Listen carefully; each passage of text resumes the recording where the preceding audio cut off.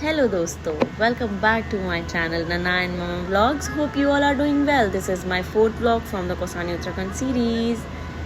आज हम दो बहुत ही ऑफबीट प्लेसेस पर जाने वाले हैं। पहला है दांडेश्वर और दूसरा है टोल आश्रम। नन्ना एंड मम्मा ने इन दोनों जगहों को बहुत अच्छे से एक्सप्लोर किया और बहुत अमेजिंग एक्सपीरियंस आपके साथ शेयर करने जा रहे हैं। चलिए चलते हैं दंडेश्वर टेम्पल। यह स्थान आरतोला गांव से 200 मीटर दूर, जहां से जागेश्वर मंदिर शुरू होते हैं, वहां पे शुरू होता है। जागेश्वर टेम्पल 125 मंदिरों का समूह है, जिसमें से दंडेश्वर एक है।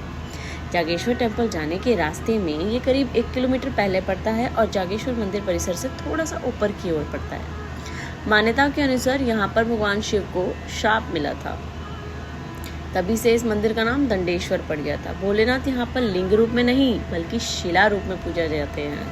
दंडेश्वर मंदिर के पुजारी श्री गंगा सिंह राणा ने बताया कि यहाँ पहला धाम दंडेश्वर, दूसरा जागेश्वर और तीसरा वृद्ध जागेश्वर पड़ता है।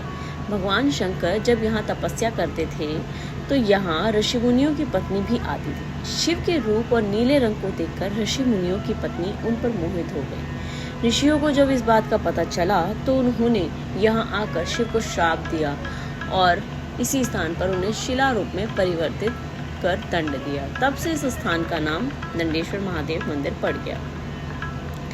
और यहाँ के पुजारी ने और भी हमें बताया कि जो शिला है ये एक शक्ति रूप में है और दंडेश्वर मंदिर जो है फिलहाल तो बहुत ही टूटी फूटी स्थिति में है, क्योंकि जो वहाँ के जो मंदिर का परिसर है काफ़ी जो है खंडर में बदला हुआ है। इस स्थान में विभिन्न जगहों पर श्रद्धालु आते हैं अपनी मनोकामनाओं को लेकर। मान्यता है कि उनकी पूरी भी हो जाती हैं। जागेश्वर धाम और दंडेश्वर मंदिर दोनों ही एक ही समय के मंदिर हैं। जैसा कि मैंने आपको पिछले ब्लॉग्स में बताया था, कत्यूरी शासकों ने इन मंदिरों का निर्माण कराया था। इस मंदिर में कई प्राचीन मूर्तियां आज भी आपको देखने को मिलेंगी। अगर न्यू सब्सक्राइबर्स हैं तो पहले आप 3 जो ब्लॉग्स मैंने डाले हैं आप पहले वो देख के आइए, जर्नी तभी आपको इंटरेस्टिंग लगेगी। अब आते हैं अगली डेस्टिनेशन पर, जो है हमारा डोल आश्रम। पहाड़ों की खूबसूरत वादियों और हरे भरे जंगलों के बीच में बसे कुल 8 एकड़ में स्थित इस आश्रम की खूबसूरती इतनी मनमोहक है कि फॉरेन से जो डिवोटीज आते हैं वो यहाँ पर बहुत इंजॉय करते हैं। डोल आश्रम अल्मोड़ा के लमगड़ा ब्लॉक पर स्थित है। इसकी स्थापना 1991 में की गई थी। यहाँ पर 5 देवी देवताएं भगवान विष्णु, शिव, देव, गणेश, शक्ति, सूर्य और माँ त्रिपुरा सुंदरी का मंदिर स्थित है। साल 2018 में दुनिया के सबसे भारी श्रीयंत्र को भी यहाँ स्थापित किया गया था। इसकी लंबाई कुल 3.5 फुट है और अष्ट धातु से निर्मित श्रीयंत्र का वजन लगभग 1.5 टन यानी कि 150 क्विंटल है। यहाँ पे जो एरिया बना हुआ है श्री पीठम जिसको कहते हैं, 500 लोग एक साथ बैठकर ध्यान लगा सकते हैं।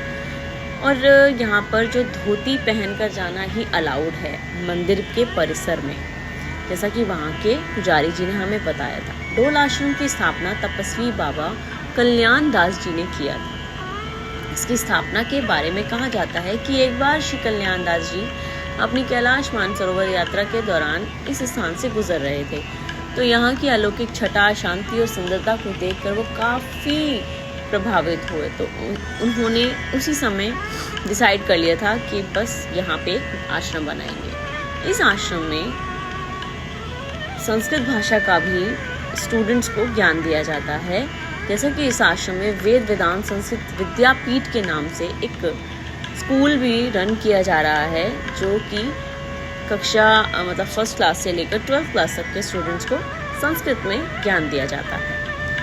बाकी यहाँ के जितने भी स्टूडेंट्स हैं उनमें काफ़ी सारे तो फ्री में ही अपनी सेवा प्रदान कर रहे हैं, फ्री में उनको शिक्षा मिल रही है।